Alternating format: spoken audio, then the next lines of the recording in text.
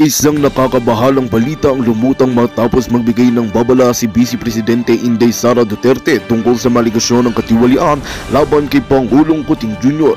Isang video ang kumalat kamakailan kung saan tila nalugmok si Kuting sa harap ng publiko na nagdulot ng kontrobersya at iba't ibang reaksyon mula sa mga netizens at mga opisyal. Ayon kay VP Sara, hindi niya kayang manahimik sa harap ng mga lumalabas na isyu ng katiwalian.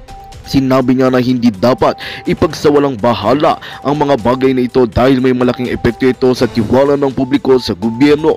Kasama sa isyu ang mga miyembro ng pamilya Kuting, kabilang sina Senadora Amy, unang ginang Liza Tanas Mags na nabutata rin sa publiko dahil sa hindi inaasahang pangyayari. Marami sa mga Pilipino ang nagulat at naghihintay ngayon ng tugon mula sa pamahalaan. Hiling ng mga tao ay isang masusing imbestigasyon upang mabigyang linaw ang mga kontrobersyang ito at malaman kung sino ang dapat managot. Patuloy ang pagsubaybay ng publiko sa mga susunod na hakbang ng mga opisyal, lalo na kay VP Sara, upang matiyak na magkakaroon ng hustisya at katotohanan sa kabila ng mga aligasyon ng katiwalian.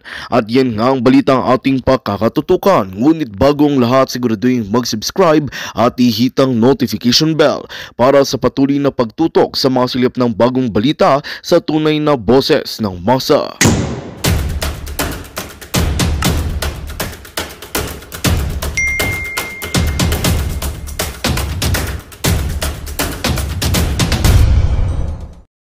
Piso na lang ang presyo. Tinagtad niya ang kanyang kalabasa. Panoorin natin ito. Pagkaganda ng kalabasa natin. Ang presyo walang kwenta. Ganda-ganda oh. Tattari na lang to kay wala namang kwenta dito. Pag sa market ang mahal-mahal dito sa ating mga farmer, kukunin lang ng piso. Tattari na lang to. Wala namang kwenta to eh. Oh, ganda-ganda ng kalabasa natin. Ang pagka-quality. Kumarin natin yung quality kung wala namang presyo. Yan, inupahan pa natin yung mga tao na yan. Ano na lang ibabayad natin sa kanila? Ito, nagkain na lang to. Walang kwenta to eh. Walang mga kwenta ang ating gobyerno eh. Hindi naman lang pinapansin yung mga farmer. Tari na lang to. Wala na, walang kwenta.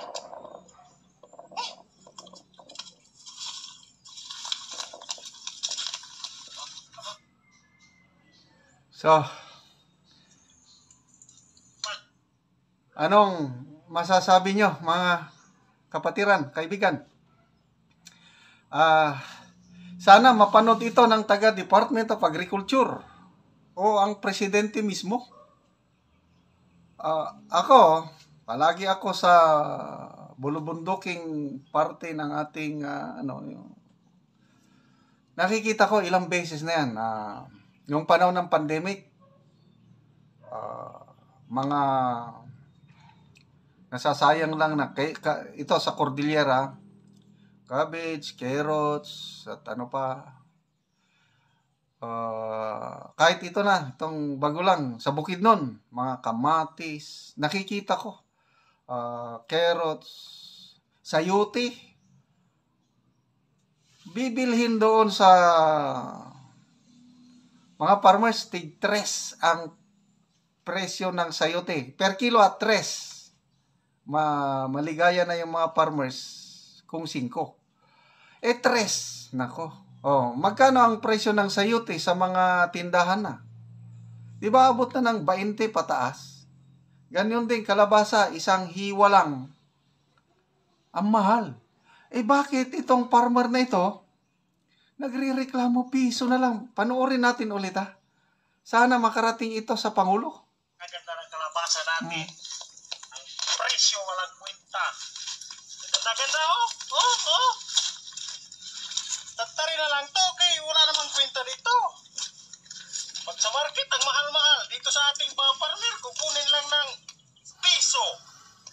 Tattari na lang to. Wala namang kwenta to eh. Oh, ganda-ganda ng kalabasa natin. Ang pagka-quality. Kumarin natin yung quality kung wala namang presyo. Yan, inupahan pa natin yung mga tao na yan. Ano na lang ibabayad natin sa kanila? Ito,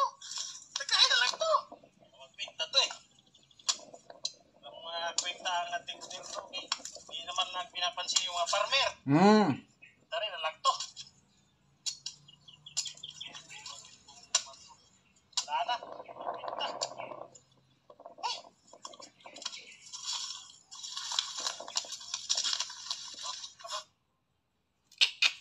Sakit. Bakit nagkakaganyan ang ating mga farmers?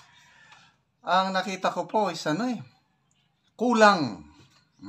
Kung meron mang galaw ng gobyerno, kulang yung, ano ba yung kasabihan? Tinimbang ka, ngunit kulang. Hanggang salita lang yung, ang daming mga magagandang programa ng Department of Agriculture. Pagtulong sa mga farmers kuno. Nasaan na yung pagtulong? Lalo na sa marketing. Yung tinutulungan natin sa Talandig City, sa Bukidnon. Nangyayari yan yung sayuti nila. Halos ipamigay na lang. Kaya napilitan tayo na nagtayo na lang ng tindahan nila sa tabi ng kalsada para sila na mismo ang magtinda. Tig 5 per kilo. O at least kumikita sila. Yung pagdating na sa pamayanan, sa mga market, alam ko, 20, pinakamababang kilo ng sayote. So, ganyan po. Walang masyadong intervention ng gobyerno. Ang namamayani ay ang mga middlemen. Ang daming middlemen. Ang farmer, galing sa bundok, magrenta ng bonggo. Magbayad na. I think 200. Sa sayote ito 250 pesos kada sako. 200. Pinakamababa yun. 200 pesos kada sako ang pamasahe ng sayote. Dadalhin sa syudad, sa Cagayan de Oro. Pagdating sa syudad, 300 pesos lang ang bayad ng isang sakong sayote. Ano pa ang ganansya ng farmer? Pagod lang. Kaya yan po, dahil sa yung Kadiwa store sana, yung concept ng Kadiwa maganda. Kung talagang tutuhanan ng Pangulong Marcos ang Kadiwa. Ang Kadiwa sana, gagawa ng paraan para itong mga produkto ng farmers, may isa lang, madala sa isang tindahan na ang mga consumers makabili ng mura, ang mga farmers makabenta ng katamtaman, nawala yung ganansya ng middleman. But yan, hindi nangyayari kasi ang Kadiwa store ng Pangulo, pampapogi lang. Naghanap ako ng Kadiwa, wala akong makitang Kadiwa. Okay, may i-share pa ako sa inyo na isa yung update ng ating Talandig tribe. Nasimulan na natin ng water seal toilets. May 3 nang natapos. Ito na ngayon, nag-marketing tayo ng materials good for 22 comfort rooms. Dineliver na. Nagbili rin tayo ng 40 sacks of abono para sa kanilang lakatan nga saging. So, maliban sa sayote ng ating ipinatanim, ngayon, lakatan nga saging dahil napakamahal ang presyo ng lakatan ngayon sa market. Yung sayote nila, kakaunti lang ang ganansya dahil 5 pesos lang per kilo. Itong lakatan, mag-harvest sila few months from now, 40 pesos per kilo doon sa farm gate. Pagdating na sa mga pamayanan, 80, 100, 150 pa nga yung mga malalaki. Okay, panoorin natin ang video na ito. Magandang hapon po sa inyong lahat. At dito na po yung mga materyales na nabili po natin kahapon. Ito po. Yan na, yung para sa CR, simento, bowl, yero. At ito po ay dadalhin po sa Tent City. Meron po tayong 22 toilet bowls. Meron din po tayong 44 pieces na yero. Meron po tayong 22 piece sacks na cement. Meron po tayong 2 kahon na nails. Meron po tayong elbows at saka pipes. At ito naman po yung mga abono para po sa lakatan. At tatanungin po natin si GD. Anong masasabi mo dito? So, ngayon, nadala na yung mga materyales. Natawagan ko kanina yung mga Talandig tribe. Ginagawa na nila ang kanilang mga CR. So, next week, matapos na yun, lahat sila, 25 families, magkakaroon na sila ng sariling, for the first time sa buhay nila, meron na silang sariling toilet na water sealed kasi meron na tayong patubig. So, salamat kay Ma'am Teresa Tanyag, salamat kayong mga nanonood sa ating channel. Yung income sa channel na ito, tinutulong natin sa nangangailangan. Kaya, salamat sa partnership sa pagtulong. Sana ang ating gobyerno makagawa ng ganitong mga proyekto para maibsan naman ang kahirapan ng mga kapatiran nating tribo o kahit hindi tribo, basta yung nakatira sa kabundukan. Thanks to PRD and the way things are going, that's slowly coming back. And I think with that comes the unity din of our people, of our countrymen. All right. So you went to college, you graduated, you worked in finance for 2 years, and then you came back to Manila, worked under Madjo as his consultant, parang political officer or something.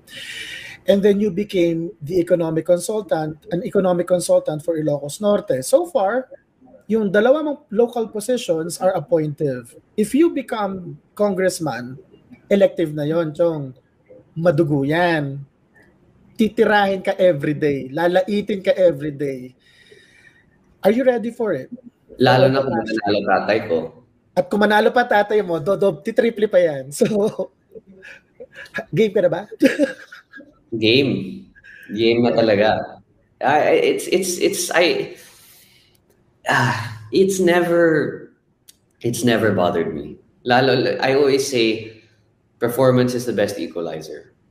You know, kahit anong sasabihin ng mga tao, kahit anong sasabihin ng kabila, kung magaling ang ginagawa mo at nararamdaman ng tao, their words won't go anywhere because, I mean, people will see naman that there is a palpable, tangible effort that you are undertaking for the building of this nation.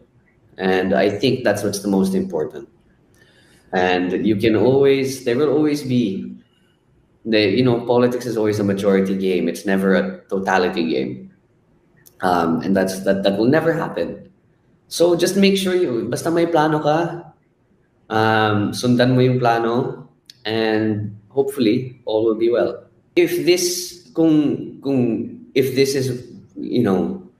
what I'm going through now, and yung mga ginagawa ko ngayon,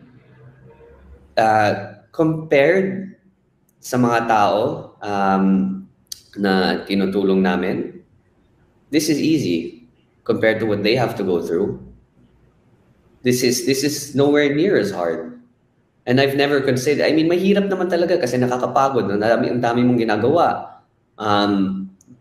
Being a public servant is a mentally and physically taxing thing. But hardship and poverty far, far, far outweigh that of a tired day or that of a mentally exhausting process or kahit anong ginagawa mo na mahirap. So, you have to think about it relatively. Politics and public service may be a hardship, but it's nothing compared to the hardship that the people are going through. So once you think of it like that, madali lang yung ginagawa mo. And like I said, the feeling that I've gotten from helping people is the best feeling I've ever had in my life. Better than anything I've ever done. So it's madali lang. Sana naman up to now, we continue supporting the BBM Sara Uni team. We continue fighting for the unity of this country.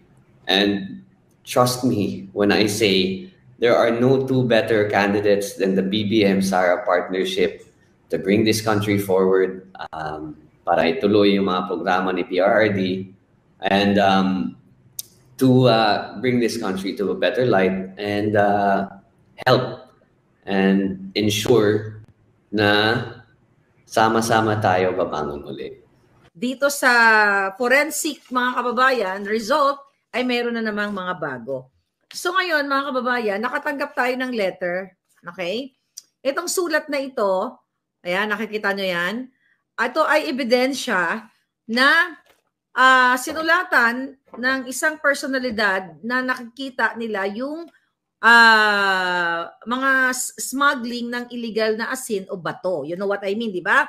Yung pulburon, yung paborito ni Marcos Jr., yung illegal na asin o yung bato, yung medyo mas mura. Okay, mas mura. Now, hi, Farman Braga, you like my outfit. Thank you so much, Palangga. Ayan, okay, thank you so much. So ngayon, mga kababayan, kailangan ninyong malaman, dahil base dito sa babasahin ko sa inyo, sa mga susunod na segundo, ito pong sulat na ito ay ipinadala, actually, okay, August 5, 2024, ipinadala ito through email, okay? Ayan, ito po ay hawak na to ngayon ng mga senador, PIDEA, okay, basahin natin. So, okay, urgent container ship with suspected illegal asin awaiting clearance. Ito yung urgent message. So, sangkot dito ang bangag na naman at ang anak ng niyang bangag din, okay, na si Sandro. Alright? Dahil siya dito ay nakasulat sa ano na to, sa letter na ito. So, ito mga taga Bureau of Customs na mga tiwali at mga kawatan na actually ay ano natin, na karating sa atin na information, ito daw ang mga sangkot dito ay tao ni Venier Bakiran. Kung matatandaan ninyo, in 2017, itong Venier Bakiran na ito ay kasama to sa privilege speech ni Ping Lacson, na ito ay isang bagman, kumukolekta ng mga tara, di ba? 2017 and 2019. Okay? So, kumukolekta ng tara, itong Venier Bakiran na ito. At hindi lang yun, mga kababayan, ito rin siya ay sinomon o pinatawag dito sa sinopina ng Congress noong January 2023. Itong Bakiran na ito, kasama dito yung Michael Ma, di ba? Si Michael Ma, yan yung in-appoint ni Lisa Tanas na Special Envoy to China.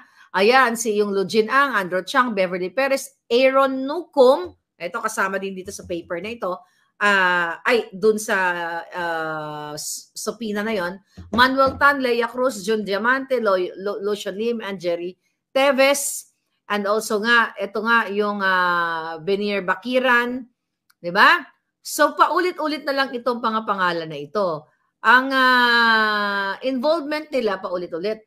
And even sa book ni Attorney Vic Rodriguez, nandito, okay? Nandito yung mga smugglers.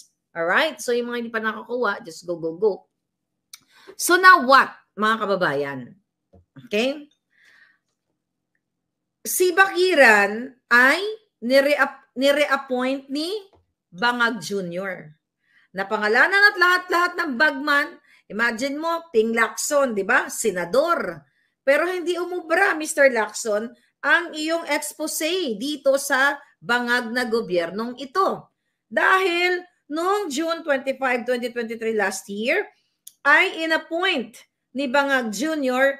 as Deputy Commissioner of the Bureau of Customs ulit itong si Bakiran na pinangalan ng bagman ni Lacson, then pinatawag doon sa Senate hearing dito sa House of Representatives, okay, o doon sa mga legislators.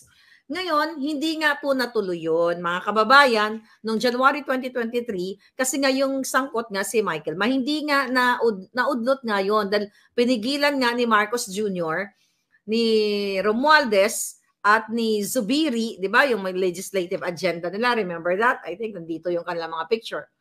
I hope, yung legislative agenda na, anyway, nakita nyo na yun. But ganun pa man, hindi natuloy. Kaya nga dito mo talaga makikita, talamak na mga kababayan ang gobyernong bangag. Sabi ko nga, ito authenticated na si Marcos Jr. ay talagang bangag to the bone. Right? So this one, itong letter na hawak natin, mainit-init pa to mga palangga. Mainit-init. Basahin natin. Ito ay in-address actually sa Bureau of Customs, PIDEA. Ayan, temo. PIDEA, BOC Cares. Ayan, may BOC Cares pa raw, di ba? They care really. They care the smugglers. Kaya tama yun. Dapat smuggler cares ito. Ito ang sabi dito, ayan, intelligent group. Babasahin ko to isa-isa para malaman ninyo. Intelligence group 16, intelligence group, ayan, MinCDO, ombudsman. Okay, nakarating na ito sa ombudsman. Ayan, ang dami, halos lahat ng department, PAB, ombudsman, then PACE. Okay, at op.gov.ph. Alright. Malacanang, nakarating na kay Bangag ang email na ito. Nakarating kay Escudero, nakarating kay Jinggoy Estrada, nakarating kay, sino to? Tol Senate. Sino si Tol? Tolentino. Okay? Nakarating kay Tol Senate, ay kay Tolentino, nakarating kay Coco Pimentel, nakarating kay Sonny Angara, nakarating kay Binay, Nancy Binay, nakarating din kay Cayetano. Alright? Nakarating din ito kay, I think they are the members of yung Committee on Drugs and Public Safety. Okay? Nakarating ito kay, sino to? Senador Bato de la Rosa. Nakarating kay Senator Bongo. Alright? Nakarating kay Bongo, nakarating kay Risa Ontiveros, nakarating din kay Amy Marcos. So dahil sila yung Committee on Drugs. Ngayon mga kababayan, bakit ko binasa isa-isa? Kasi August 5 pa ito. Anong petsa na ngayon? It's August 14. 14 na, di ba? So nakarating to sa mga senador na ito, pero tahimik sila. Kaya yung concern, yung puting ahas natin, kaya pinorward kay Maharlika para malaman ninyo na walang ginagawa etong mga itong mga senador na ito na supposedly sila ang magtutok o mag-conduct nitong mga investigation, hindi yung kaletsehan lang ng mga investigation yung mga ginagawa nila, di ba? So ngayon, mga palangga, okay, lagyan natin ng konting forma. Lagyan natin ng konting forma. Okay, ngayon mga kababayan. Sabi sa sulat, Dear Customs, PIDEA, and Senate, I am writing to inform you of a container ship currently in the port holding over 1,000 kilograms. Okay? Mahigit 1,000 kilo ng illegal na asin. Okay? Na tinitira ng mga mahilig magtira ng bato, 'di ba? Asin, bato, you know that, right? Ang sabi dito, which has been awaiting customs clearance for the past 2 weeks. Okay? So yung kargamento na ito, itong shipment na ito, may nilalamang 1,000 mahigit na illegal na asin at nakatenga lang doon. Ang sabi sa sulat, it is imperative that all containers due for clearance are thoroughly inspected for illegal na asin, okay? Or bato, including the use of customs and PIDEA dogs. The shipment in questions is believed to be sent by the same parties responsible for the illegal na asin found floating in the sea. Remember yung palutang-lutang na illegal? Related ito, konektado daw ito. Sabi dito sa sulat, The container is likely sent from Myanmar or most probably Malaysia. Containers from these countries need to be meticulously checked. Okay? There are two. Listen to this. There are two individuals involved in assisting Chinese drug lords in clearing these shipments. So, ibig sabihin ay Chinese na asin lord ang involved dito. Sabi sa sulat, who have been aiding the clearance of illegal na asin container for the past 6 months. Okay? Sabi dito, list the names. By the way, ito pala yung picture ng Shab-Shab. Ayan o. Ito po ay may attachment. 3 attachment, pictures ng dalawang involved according to the letter. Pero ipakita muna natin itong ano na to. Alright? Wala. Okay. Pakita muna natin ito mga kababayan. So nakita nyo yan? Ayan yung illegal na asin na nakita nila sa container van, sa container van na nakatengge lang waiting for clearing. May plano kasi sila dyan. Kasi later on, mamaya, pag-usapan natin yung abandonment. I-abandon ko mamaya. Pero tapusin muna natin. Sabi dito, there are 2 individuals na involved na nag-a-assiste o tumutulong sa Chinese asin lords dito para tong shipment na to, para ma-clear. Alright? Ngayon, ma-clear yung clearance para makalusot nga. Okay? List the names of any known details of the individuals. So yung pangalan nila, ito. Kaya nga dapat imbestigahan ito kasi nakalagay yung pangalan nila. Ang pangalan na nakasulat dito, based on this letter, na sinend sa atin mga kababayan, baka kilala nyo to, ay certain Julian Cuevas Perez. Actually, hindi ko alam kung ito ba tong Julian Cuevas Perez na ito yung nakikita ko may mga kasamang artista at may mga pictures actually na bago ko nag-vlog, kinumpile ko na yung mga litrato nito. But we have to make sure na yung nakapangalan dito ay siya yun. Alright? So ngayon mga kababayan, meron din picture na Julian Cuevas Perez na nandoon, hindi ko lang alam kung ano ang mission niya, kasama niya si Bangag Jr. Okay? Sabi ni Trollbuster, Romeo Alam Rosales, codename RR. Naku, mukhang may alam si Palanggang Trollbuster talaga. So ngayon, eto. Sino daw, hindi sino daw. According to this letter, si Julian Cuevas Perez ay close friend ni Ferdinand Alexander Araneta Marcos. Okay? Iyon. So actually may nakalagay na attachment dito but later na lang natin ipapakita. Kasi nga, the reason why sinasabi natin sa taong bayan, kasi nga na-receive na ito ng mga senador. Na-receive na rin ng Office of the Bangag President. Na-receive na ng Ombudsman, ng PDEA. Pero tahimik silang lahat. Kaya binigay sa atin dahil according to our source, dahil daw kaibigan ng mga Marcos, ng mga Bangag, itong isang nasasangkot dito. Okay? Itong Cuevas Perez. Okay? Based on this letter. Ngayon, mga kababayan, sino pa? Itong si Crisanto B. Brescia. Siya ay administrative officer ng Port of Manila.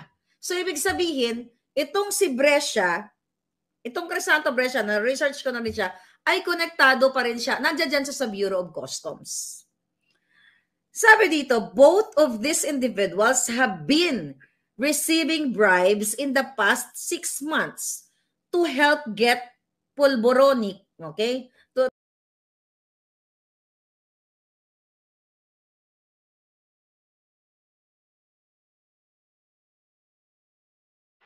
Magandang balita ang hatid namin sa inyo ngayong araw. Sa pagtatapos ng aming balitaan, nagbigay kami ng mga mahalagang impormasyon. Maraming salamat sa pagtutok at pagsuporta sa aming programa. Huwag kalimutang manatili sa mga susunod na araw para sa mga bagong balita at mga kwento na dapat nating abangan. Mula sa Boses ng Masa, magandang araw, Pilipinas!